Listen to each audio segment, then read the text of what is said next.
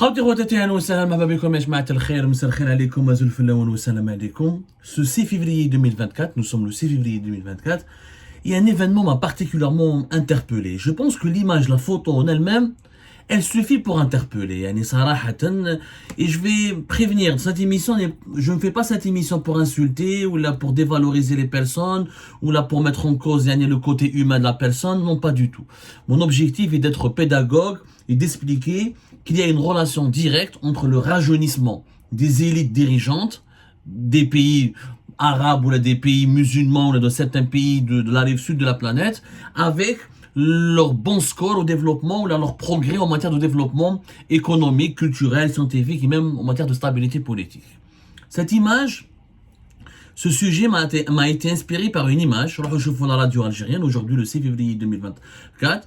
Elle parle d'une rencontre entre le chef d'état-major de l'armée algérienne, Saïd Chengriha, qui entame une visite depuis 2-3 jours, une visite de travail depuis le 5 février dernier. Non, il est là-bas depuis je crois que depuis le 3 février, en tout cas depuis au moins 3 jours, il est en Arabie Saoudite. Depuis plus de 48 heures, il a entamé une visite en Arabie Saoudite.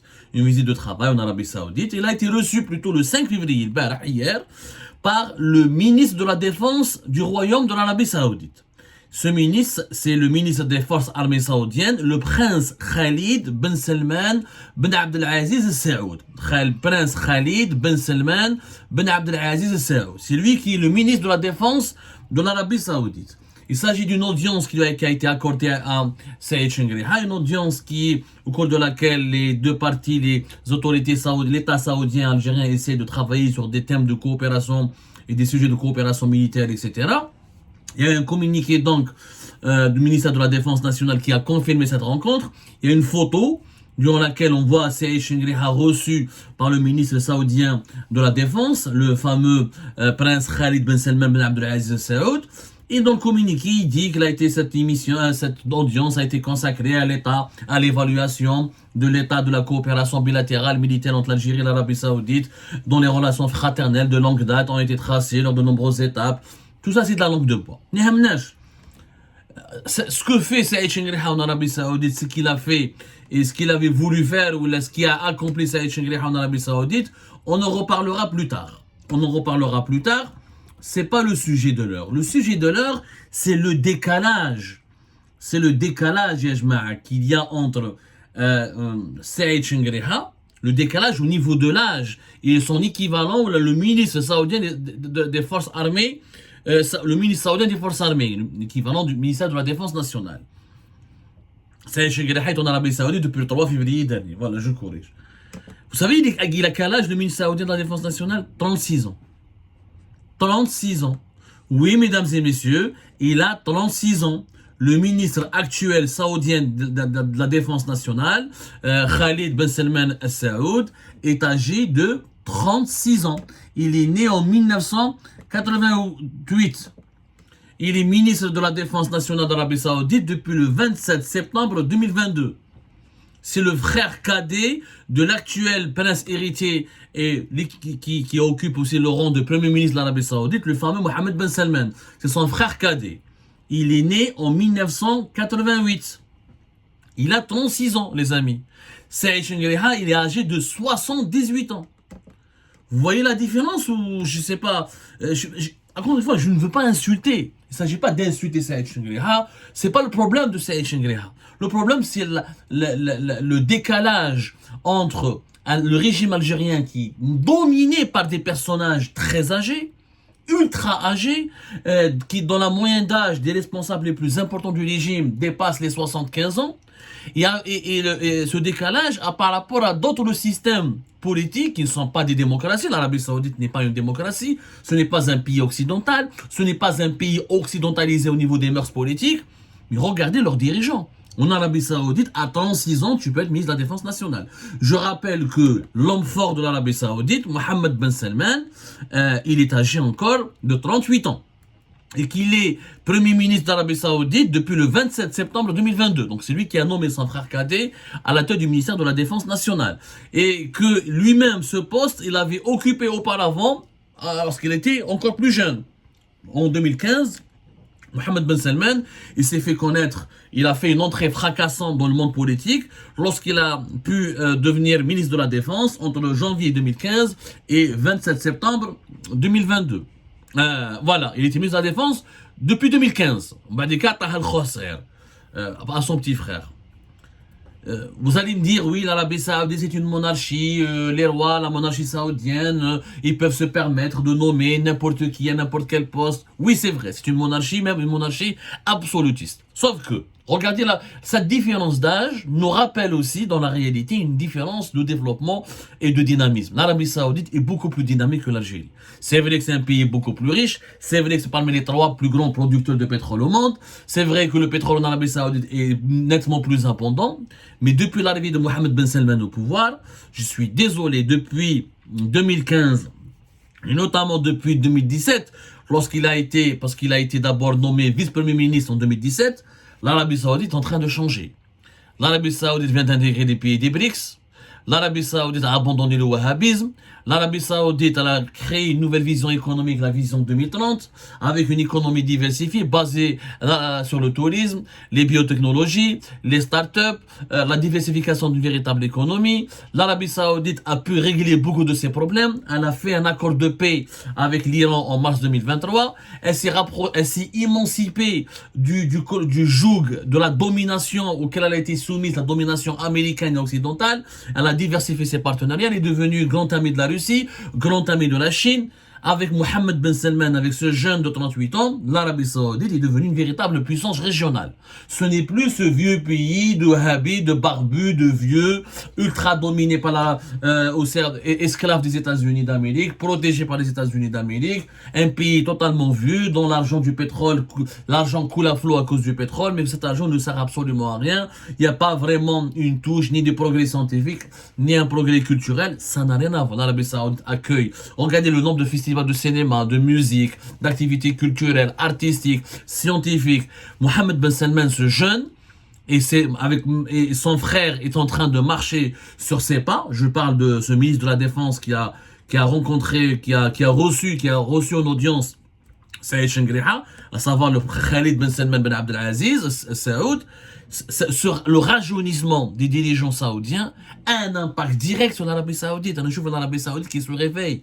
Elle investit. Tourisme, biotechnologie, start-up, industrie, elle améliore son image, notamment dans des activités culturelles. Ce n'est plus l'Arabie Saoudite que nous connaissons. Ce n'est plus l'Arabie Saoudite que nous connaissons. Il faut dire la vérité. Il faut juste voir les investissements saoudiens actuels.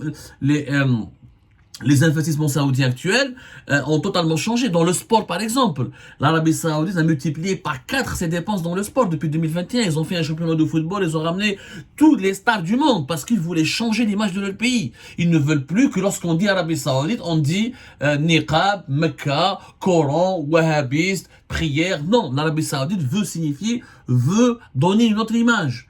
Et elle investit largement dans beaucoup de domaines, que ce soit dans l'agriculture, que ce soit dans le tourisme, que ce soit dans les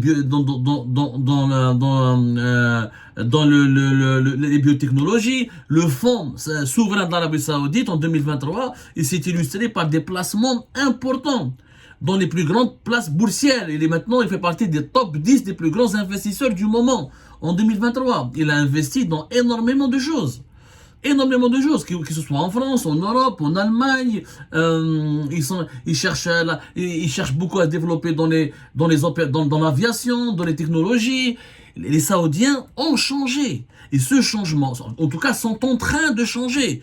Je ne dis pas que ça sera la Suisse, je ne dis pas que ça sera l'équivalent de l'Europe du Nord. C'est un pays dictatorial, il y a la dictature, il y a les décapitations, il y a les lapidations, mais l'Arabie Saoudite est en train de changer. Il faut dire la vérité. Elle veut organiser l'exposition universelle de 2030. Ils ont voulu organiser une Coupe du Monde, ils ont abandonné pour 2030 parce qu'ils s'intéressent à l'exposition universelle. Dans d'autres domaines, politiquement, dans la crise ukrainienne, la crise palestinienne, l'Iran, l'Arabie Saoudite pèse, elle a son mot à dire aujourd'hui. Elle ne se contente pas de suivre ce que lui dit Washington.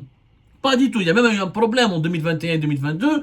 Il a failli avoir une crise américano-saoudienne parce que Mohammed Ben Salman veut s'émanciper de l'emprise des États-Unis d'Amérique. C'est tout simplement un travail de transformation du pays qui a été opéré par les nouveaux dirigeants jeunes saoudiens. Mohammed Ben Salman et son frère, ministre de la Défense nationale, et d'autres ministres, je pourrais m'étaler sur l'âge des dirigeants saoudiens, on le fera plus tard, une autre émission, mais je voulais déjà cette image entre un Saïd Chengriha à 78 ans, qui incarne à son corps défendant, peut-être que Saïd Chengriha au fond est un bon militaire, mais son problème c'est qu'il illustre parfaitement l'âge biologique dépassé et très avancé du régime algérien. C'est le problème. وعندنا مشكل كبير في l'âge, le fait que nous avons des dirigeants très âgés, très fatigués, malades. On ne peut pas améliorer ni développer notre pays. Dans les pays comme les nôtres, dans les pays arabes ou musulmans, ou même africains, ou des pays où ils n'ont pas d'institution, ils n'ont pas une culture de l'institution, nous avons une culture des leaders, parce que nos pays où ils sont jeunes, où ils ne sont pas des démocraties, il n'y a pas eu de révolution politique et démocratique qui a mené, qui pouvait leur permettre de construire des institutions. Aux États-Unis d'Amérique, 100 ans, c'est pas un problème, parce que les États-Unis, ils ont des institutions, ils ont des équilibres, des contre-pouvoirs, des institutions fortes, ils ont des pouvoirs qui peuvent ils ont plusieurs centres de décision et le pays se tient et ça reste une puissance. La Chine, la même chose, ils ont des institutions, le Parti communiste, les régions, l'État chinois, dans les pays comme les nôtres, nous n'avons pas d'institutions. Donc si les dirigeants ne sont pas bons, le pays sombre dans le sous-développement. C'est ça.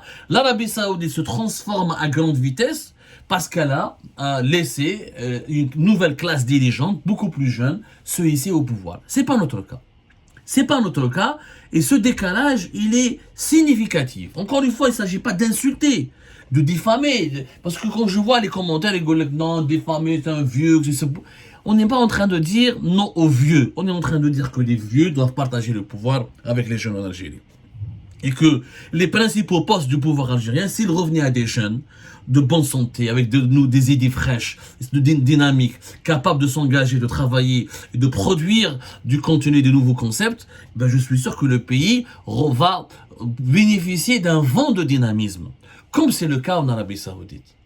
Donc j'aimerais bien que les dirigeants algériens, comme Saïd Chengriha, tirent la leçon, qu'ils pensent à ce qu'ils vont laisser derrière eux. Parce que quand tu as 78 ans, 78 ans, 77 ans, 120 ans, un peu, Max Highlander. Il faut absolument que les dirigeants algériens acceptent de transmettre le flambeau à des jeunes. Pourquoi pas un chef d'état-major de moins de 60 ans en Algérie? Pourquoi pas un président de moins de 60 ans en Algérie? Pourquoi pas des ministres âgés de moins de 50 ans en Algérie? Et c'est possible, nous avons peut-être pas... Nous n'avons pas beaucoup de compétences, mais le peu de compétences que nous pouvons avoir, ça peut servir d'exemple et ça peut insuffler une dynamique nationale. Et c'est pour cette raison, je m'ai des images impressionnantes et, j'allais dire parlante, j'allais inventer un autre mot, mais cette image très symbolique d'un jeune ministre de la Défense en Arabie Saoudite face à un homme âgé à la tête de l'armée algérienne, ça veut dire beaucoup de choses. Ça veut dire beaucoup de choses et au-delà, encore une fois, il ne faut pas personnaliser les problèmes. Le problème n'est pas Chengriha, n'est pas son âge à lui personnel. Le problème, c'est l'âge du régime. C'est la mentalité archaïque du régime. C'est l'emprise d'une certaine caste de personnages très âgés sur les postes de décision en Algérie.